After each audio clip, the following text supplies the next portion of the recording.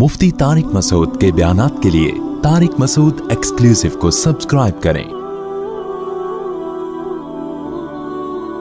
Tariq Masood exclusive.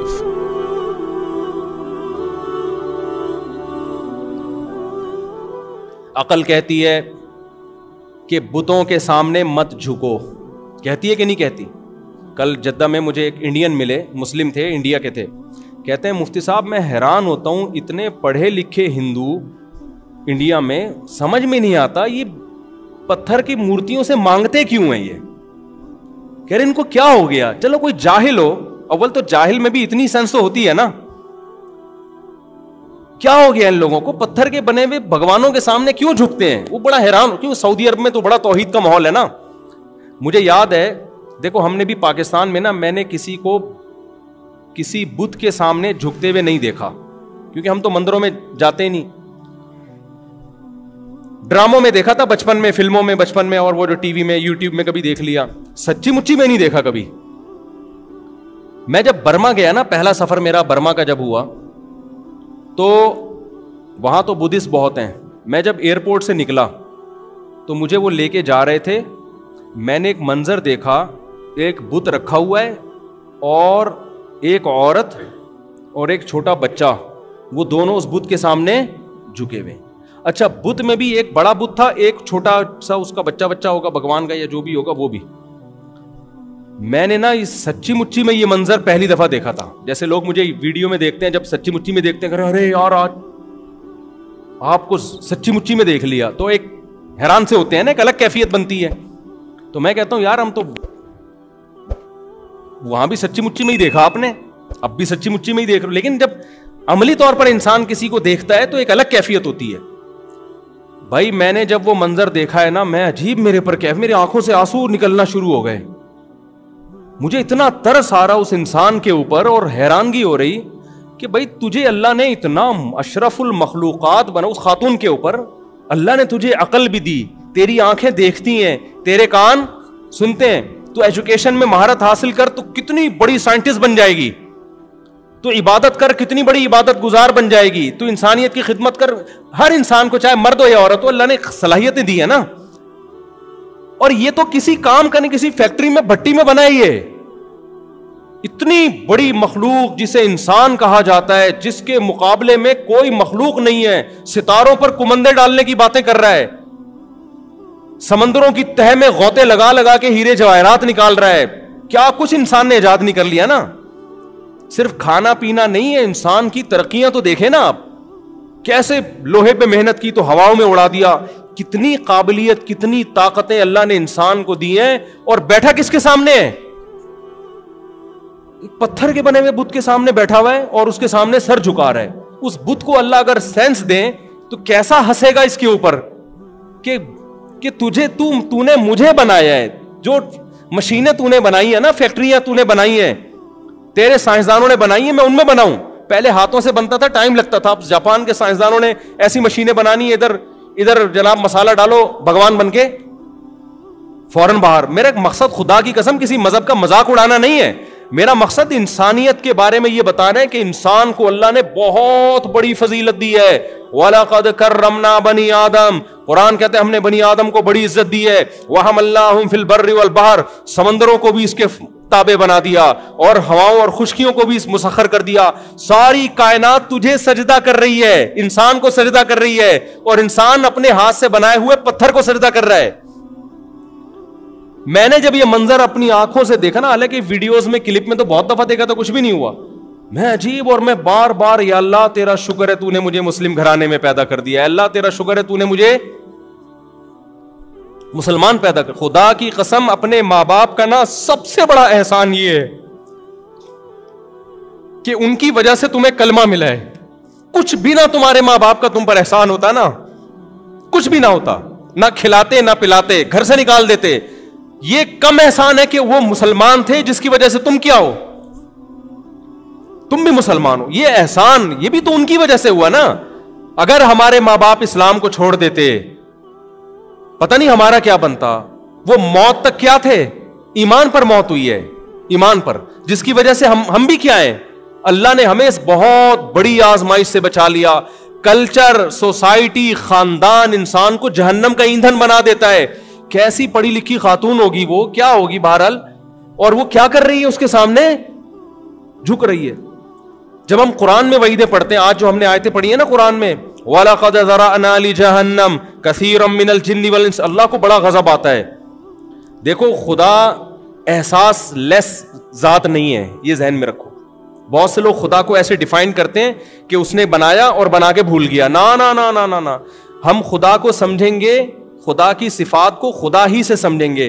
اللہ بتاتا ہے کہ مجھے غصہ بھی آتا ہے، میں اپنے بندوں سے محبت بھی کرتا ہوں، مجھ میں غیرت بھی ہے، یہ ساری اللہ کی صفات ہیں. ہاں ان کی کیفیات میں ہم نہیں جاتے کہ اس کو غصہ کیسے آتا ہے، ہماری عقل سے کیا ہے وہ اوپر کی چیزیں. لوگ کہتے ہیں نا اس کا غصہ کیسا ہے، کیا وہ ٹینشن میں آ جاتا ہے. بھائی اتنی تفصیل ہمیں نہیں بتائی، لیکن وہ احساس لیس نہیں ہے. ہمیں قرآن و سنت سے پتہ چلتا ہے کہ جس خدا نے ہمیں بنایا ہے وہ اچھے کاموں کی وجہ سے اپنے بندوں سے محبت بھی کرتا ہے، وہ اپنے بندوں سے نفرت بھی کرتا ہے برائیوں کی وجہ سے، اس کو غضب بھی آتا ہے، وہ رحم بھی کرتا ہے. یہ ساری صفات ہیں اس کی. تو اللہ کو سب سے زیادہ غضب پتہ ہے کس وقت آتا ہے؟ جب کوئی زنا کرتا ہے، نا نا نا نا، اس پہ بھی آتا ہے بہت زیادہ. جب کوئی چوری کرتا ہے، نا نا نا نا، اس پہ بھی بہت آتا ہے، لیکن سب سے زیادہ نہیں آتا. جب کوئی ماں باپ کا دل دکھاتا ہے اس پہ بھی بہت غضب آتا ہے، سب سے زیادہ نہیں آتا. جب کوئی نماز چھوڑتا ہے یقیناً بہت غصہ آتا ہے، سب سے زیادہ نہیں آتا. جب کوئی قتل کرتا ہے بہت غصہ آتا ہے، سب سے زیادہ اس پہ غصہ نہیں آتا. جب کوئی چوری کرتا ہے اس پہ بھی بہت غصہ آتا ہے، سب سے زیادہ غصہ نہیں. سب سے زیادہ غضب اللہ کو اس وقت آتا ہے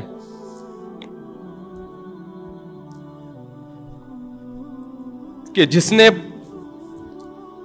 نے آپ کو بنایا، جو آپ کا خالق ہے، جو خدا ہے، آپ اس کو چھوڑ کر کسی اور کے سامنے سر جھکاتے ہو. اس وقت بہت غصہ آتا ہے اس کو، کیونکہ غیرت ہے نا اس میں. دیکھو آپ کے باپ کو غصہ آئے گا اس وقت بھی، باپ کہہ رہے پانی پلاؤ، آپ پانی بولو نہیں پلاتے، غصہ آتا ہے باپ کو. سب سے زیادہ اس پہ نہیں آئے گا غصہ. آپ کے باپ کو اس وقت بھی غصہ آتا ہے جب وہ کہتے ہیں میرے پاؤں دباؤ، آپ پاؤں نہیں دباتے. جب وہ کہتے ہیں یہ کام کرو، آپ یہ کام نہیں کرتے. لیکن اگر آپ اپنے باپ کو کہہ دو کہ آپ میرے باپ نہیں ہو، جبکہ آپ کو پتا ہے کہ یہ کون ہے، یقین ہے کہ میں پیدا اس سے ہوا ہوں، باپ کون ہے میرا، بولو یہ. لیکن آپ کہتے ہو باپ کو نام سے پکارنا شروع کر دو اور جو غیر ہے اس کو باپ کہنا شروع کر دو. یہ انتہا ہو جائے گی غصے کی. باپ کہے گا تو نے میری ولدیت ہی چینج کر دی، تو نے آئی ڈی کارڈ سے نادرا سے میرا نام نکال دیا، اس کے بعد اب کیا ہے، بولو نا. بس اب نہیں ہو. اگر غیرت ہوگی، شوہر کو بیوی کی نافرمانی پہ غصہ آتا ہے، کھانا نہیں کھلایا ٹائم پہ، بد اخلاقی کر رہی ہے، لیکن اگر شوہر میں غیرت ہو اور عورت کہے میں رات اس مرد کے ساتھ گزاروں گی، تمہارے ساتھ رات بولو نا نہیں گزاروں. یہاں مرد کیا ہو جائے گا اگر غیرت ہے، وہ کہے گا یہ اینڈ ہے، یہ اب نہیں ہو سکتا. کیونکہ جو محبت شوہر کو ملنی چاہیے تھی، عورتیں فرما بردار بھی ہوتی ہیں، نافرمان بھی ہوتی ہیں، یہ سب کو ہوتا ہے عورتوں میں. کچھ اچھی ہوتی ہیں، کچھ تھوڑی خرابی ہوتی ہے. شریعت نے حکم دیا بھائی عورت کو ٹیڑھی پسلی سے اللہ نے بنایا، پورا سیدھا کرنے لگ جاؤ گے طلاق کی نوبت آئے گی. جیسی ہے برداشت کرو، چلاؤ گھر. لیکن ایک حد ہے نا. آپ کی بیوی کہہ رہی ہے میں نے رات کہاں گزارنی ہے، میں کسی اور کے بستر پہ سوؤں گی. شوہر بے شک میرے آپ ہو، تو آپ کیا کہو گے؟ اگر غیرت ہوگی آپ کہو گے بھائی یہ کیا ہے، انف، اس سے زیادہ برداشت بولو نہیں ہو سکتا. دنیا میں زنا بھی ہوتا ہے، شرابیں بھی پی جاتی ہیں. اللہ نے ان جرموں پہ سزا رکھی ہے آخرت میں، لیکن اس سزا پانے کے بعد آپ جہنم سے نکل جاؤ گے. بے نمازیوں کو بھی سزا ملے گی، جہنم میں جلیں گے. سزا ختم ہونے کے بعد بولو نکال دیے جاؤ. جو ماں باپ کے نافرمان تھے سزاؤں میں جلیں گے، سزا ختم ہونے کے بعد بولو نکال دیے جائیں گے.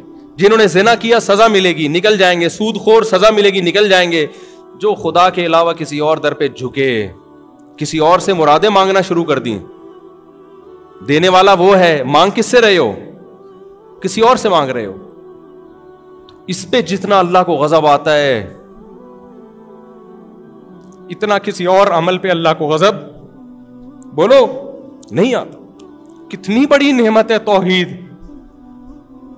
تو مجھے احساس ہوا جب میں نے پہلی دفعہ پریکٹیکلی کسی کو دیکھا نا پتھر کے سامنے جھک رہا ہے, میں تو پورا ہی جو ہے نا ایک عجیب کیفیت میں چلا گیا, آنکھوں سے میرے آنسو نکل رہے اور اللہ سے, اللہ تو نے ہمیں اس عذاب سے کیا کیا, ہمارا کہاں کمال ہے بھائی. اور ایک بات بھی پتا چلی کہ کلچر کلچر کلچر تباہ کر دیتا ہے انسان کو, ایسا کام کرواتا ہے آپ کا کلچر, آپ کا خاندان, کیا آپ کو جہنم کا ایندھن بنا. ہندو پتھر کی عبادت کیوں کر رہا ہے؟ کیا کوئی سائنسدانوں نے کہا ہے؟ کیا کوئی سائنسی تحقیق ہے؟ کیا کوئی لاجک ہے؟ کیوں؟ میرے ابا کیا کرتے تھے, میرا باپ جھکتا تھا ان پتھروں کے سامنے, میری ماں جھکتی تھی, میرے دادا جھکتے تھے, ہماری پرمپرا ہے, ہمارا کلچر ہے. عیسیٰ کو اللہ کا بیٹا کیوں کہہ رہا ہے؟ اللہ بھائی لم یلد ولم یولد, وہ خدا ہے, وہ نہ کسی کو جنتا ہے, نہ اس نے کسی کو, نہ وہ کسی سے جنا گیا. یہ عقل کہتی ہے, یہ خدا تو مخلوق سے الگ ہے. عیسائیوں نے کیوں کہہ دیا عیسیٰ اللہ کے بیٹے؟ سورہ آل عمران میں جگہ جگہ اللہ حضرت عیسیٰ کا نام بڑے احترام سے, محبت سے, عیسیٰ بار بار کہہ رہے ہیں کہ اعبد اللہ ربی و ربکم, اس اللہ کی عبادت کرو. اللہ بار بار قرآن میں عیسائیوں سے خطاب کرنے, خصوصی خطاب ہے عیسائیوں سے سورہ آل عمران میں, اے اہل کتاب تمہیں کیا ہو گیا. اللہ جب کسی کو نبی بناتا ہے, ایک رتبہ دیتا ہے, وہ کبھی لوگوں سے اپنی عبادت نہیں کروائے گا, وہ لوگوں کو کس طرف لے کر جائے گا؟ خدا. تو عیسیٰ ابن مریم اپنی طرف کیوں لے کر آئیں گے تمہیں؟ یوں کیوں کہیں گے میں خدا کا بیٹا ہوں میری عبادت کرو؟ وہ کہیں گے کونو ربانیین, اللہ والے بنو. کس کی طرف جاؤ؟ جو سفیر ہوتا ہے, جس کا سفیر ہوگا اس کی طرف لے کے جائے گا نا. وہ سفیر خود تھوڑی حاکم بن کے بیٹھ جائے گا. امریکہ کسی کو سفیر بنا کے بھیجے تو امریکہ کا پیغام لے کر آئے گا نا وہ, نہ یہ کہ وہ لوگوں کو اپنا غلام بنانا شروع کر دے گا. اللہ نے بتایا عیسیٰ ابن مریم اللہ کے بیٹے نہیں ہیں, اللہ کے نمائندے ہیں, سفیر ہیں. جو اللہ کا سچا سفیر ہوگا وہ اللہ سے جوڑے گا, وہ اپنے آپ سے لوگوں کو نہیں جوڑے گا. وہ یہ نہیں کہے گا مجھ سے مانگو. قرآن عیسائیوں سے خطاب کر رہا ہے. میں نے ہم جب حرم میں تھے, یہ سورہ آل عمران امام حرم تلاوت کر رہے, بڑا مزہ آ رہا تھا نا. تو میں نے ساتھیوں سے کہا کہ کتنے عرب غیر مسلم ہیں, مصر میں, شام میں عیسائی ہیں, کیا وہ یہ آیتیں نہیں سمجھتے؟ کتنی واضح آیتیں ہیں قرآن کی, ان کی تو زبان ہے عربی, لیکن کیوں اتنی واضح آیتیں قرآن کی یہودیوں کو, عیسائیوں کو خطاب کر رہی ہیں, نیچر کو. پھر اللہ نے عیسائیوں سے کیا کہا؟ ان مثل عیسیٰ عند اللہ کمثل آدم. اے عیسائیوں تم یہ کہتے ہو جو بغیر باپ کے پیدا ہو گیا, تو انسان تو بغیر باپ کے نہیں پیدا ہو سکتے, اس کا مطلب ان کا باپ معاذ اللہ کون ہے؟